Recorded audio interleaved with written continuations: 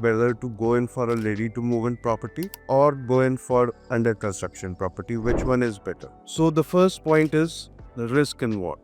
So the risk involved in under construction property is at any point of time invariably more than the ready to move in property. The second point is the difference in timeline for delivery as well as for the payments that you have to make.